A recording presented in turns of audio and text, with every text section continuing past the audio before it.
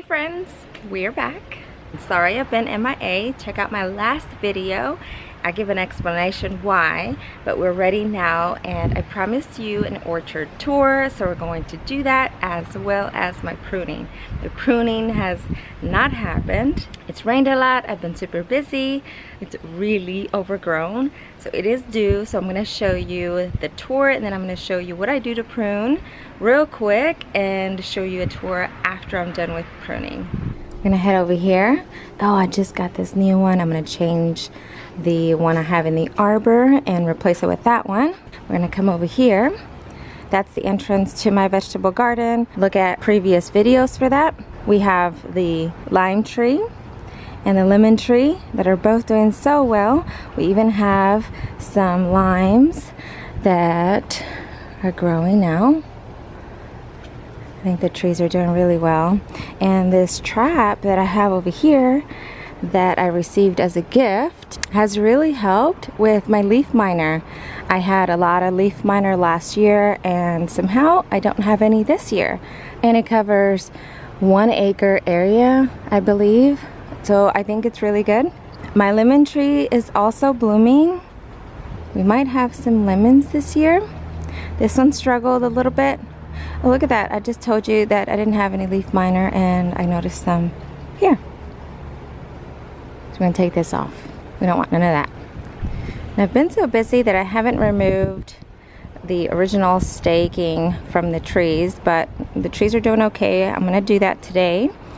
These are the 2 new pomegranates that I got and I think both are doing well. They're leaning a little bit, so I'm going to fix that. And you know, I was really curious as to how this would do, and we have 1 pomegranate, and then I only really left this because I felt sad about my last trees and I at least wanted to see 1 grow. But it's not a good idea to keep it with new trees. You want the roots to be developed, so I will remove it after a while, or I might not. I don't know. I think it's really cool to see. My peaches and nectarines have done really well, even my little dwarf looking one. So we're going to prune all the excessive growth. They need to be more even when you're doing high density. So I'm going to cut a lot of probably from here and over. My apricots and plums have been my most prolific trees since they've been here. This is their 3rd year. I received all these trees bare root. See all the overgrowth? They're extremely tall. This is not my plan. This is when you don't do anything to the trees. Even though they are short trees, they still grow very tall. So there's a lot of shoots that I will be removing and you'll see the difference. I'm excited, super excited. So my cherries, those are the ones that show signs of stress when it's too hot. They are the only trees out of all the ones that I have that do show signs of heat stress. So just make sure that if you have some cherry trees here, that you water them frequently so it helps them out. My apples, pears, I think are doing really well. I might have a few and I'll show you once I get closer. They have some shade on this side, so they're not growing as well as they should. But we're gonna fix that today. I should have fixed it a long time ago. So if you're growing some fruit trees, make sure you do it at least every season. Kind of come over and cut what is in the way. And then my fig trees, oh my god, I did a little bit of pruning a couple weeks ago just so that I can walk through here because they were overcrowding on the swing. But I already have a lot of figs and we're so excited. So all this is coming from like root growth. So the 3 fig trees that I have or had, depends on how you see it, that they went through the freeze and died back, and this is all root growth and I love it. It's beautiful. I will show you more in detail how things are, but I do have 1 shoot that's overly grown. We're gonna cut back, even probably sacrifice some figs, but this is too tall. I don't want it that big and I want it more bushy. This is kind of what I really like. We're going to maintain some of this height, but when they're too long, like this one right here, that is too long, so we're gonna go ahead and cut that so it can bush out a little bit better. That pear tree back there does have some pears. I believe it has 3 or 4. I'm excited to try those soon. And then we have all of our citrus that is actually doing pretty good. I think only the grapefruit is struggling a bit. This is my Mandarin. It's a lot of new growth, the most growth out of all the trees. That wasn't the case last year with my last Mandarin tree, so I'm really surprised. My tangerines are also doing really good. This is my blood orange. They all look like they're somewhat still the same. That's really what I want because we're working on developing the roots. This is my tangelo. My tangerine that snapped there. I still haven't removed that tape. We're gonna do that today. And this one was my most prolific last year, and we actually have some tangerines. Also, not a good idea to have. This is too much weight for such a small tree. It's leaning. We're gonna remove all of those, but I wanted to show you what they are and what not to do so that you learn. But it does have a lot. Tangerine here does really, really well. This is one of the trees that I would recommend if you only have room for one, which you can add these to containers too.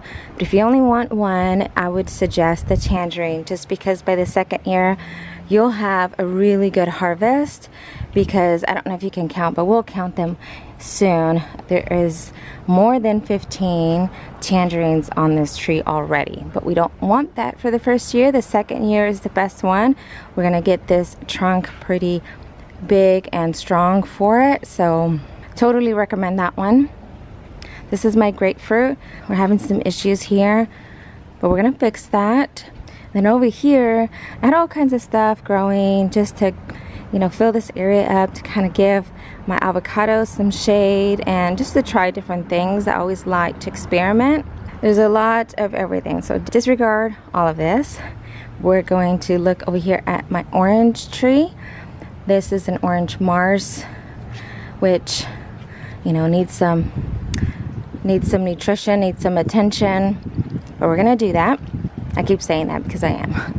I feel so bad. They've struggled a little bit, but they're not too bad. That's one thing I do love about fruit trees, is that they're very forgiving. If you have a crazy season, your trees will still do good. Now over here we have the avocados. Now, a lot of you told me not to do this or to try something different. Honestly, I knew I shouldn't have done it, but I'm learning. This is my classroom, so I really need to get that actual experience. So what I'm going to do is pull them out, put them in pots, and then add something else that's different in this corner. I have about maybe 5 hours of sun in this area, and because avocado trees are a little bit more delicate, I thought maybe it would be a good idea to see if they would do good. If you can see this one, it lost a lot of its leaves, but then it had a lot of new growth. It gave me some good signs. The trunk looks really healthy, just lost its foliage. I'm not sure if that is just transplant shock. You let me know. This one over here isn't looking as good because I guess this one has more shade on this side, but I will remove the trees pretty soon and put those in pots and then have something else here. Right now it is noon, and this is the shade we get from the house. This part's gonna get sunny within an hour. So I mean, it still gets a lot of sun, but only in the mid of the summer. So it's not gonna be like this the entire year, which is not good. You want them to be in the best area for the best results. So just, you know, try different things and see what works out around your house. Maybe they don't need full sun, but maybe they just need a few more hours of morning sun that they don't get. And did y'all see my zinnias? My dead zinnias, they're terrible. But I have new ones. Not zinnias, but I have new plants to add that will do really good in our weather conditions right now. This is Salvia. Those are vincas. Vincas do really, really good here. They do drop all of their blooms, so it's a little bit messy sometimes, but they're beautiful and they constantly bloom. These are some pentas that I'm going to add as well, and these do really good with harsh weather conditions. I think we'll do much better with these than the current zinnias right now. Those are struggling.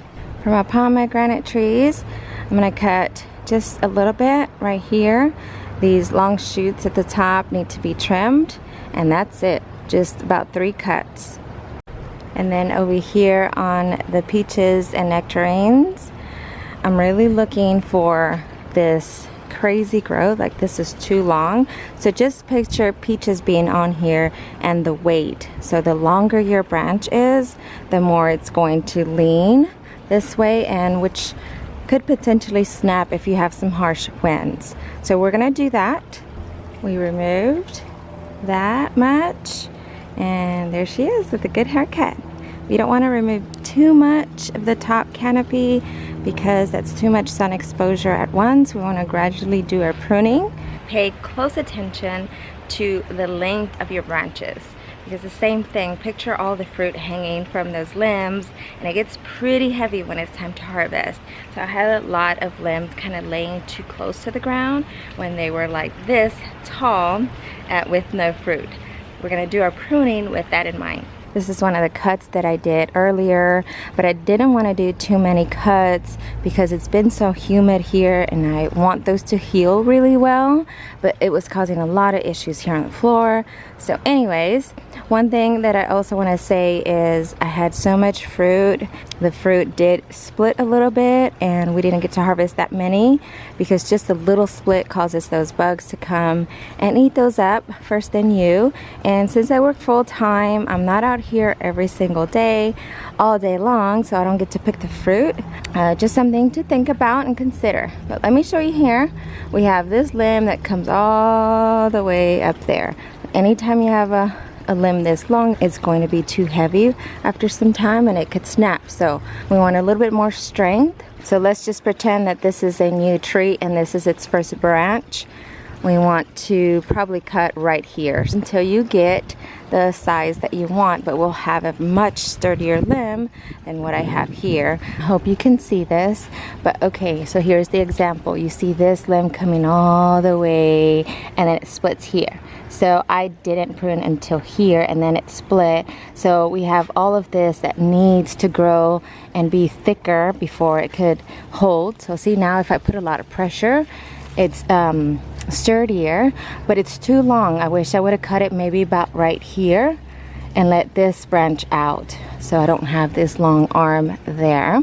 But those are lessons learned. This is exactly what I want to see, but I want to be able to teach you from my mistakes.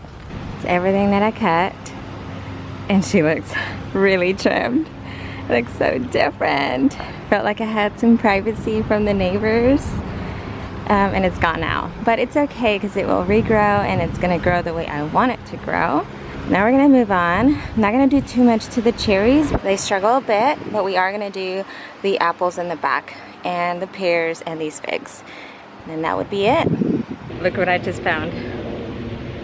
This is big. Oh my God, they're all green except for this one. So here we are. I'm gonna take you back there so you can see the other stuff that I have. Wanted you to see all the figs. You can see them a little bit more clear because I did some cuts just a little bit. Took all that off. If I had all the pots in the world, I would be putting those in pots. This pear tree has struggled a bit, but we do have a pear growing. That's your traditional pear. Over on this side, we have these. So, you know, I told you I had 4. Well, I had 4. There's 2 there and 2 on the floor. Now we can get some more daylight and hopefully these trees get a little bit better. I think because they're in this corner, they're more exposed to diseases just because we don't have good airflow. But, you know, we're testing it out and see if it really works or not. This is what it looks like from this angle. So I'm done. We don't want heat exhaustion today, so only a couple hours of work and then that's it. I have to go buy a couple things that I still need for the garden, things to add, so stay tuned for that. But for now, this is it. Thank you guys for watching. Thank you for being patient with me, and I'll see you in the next one.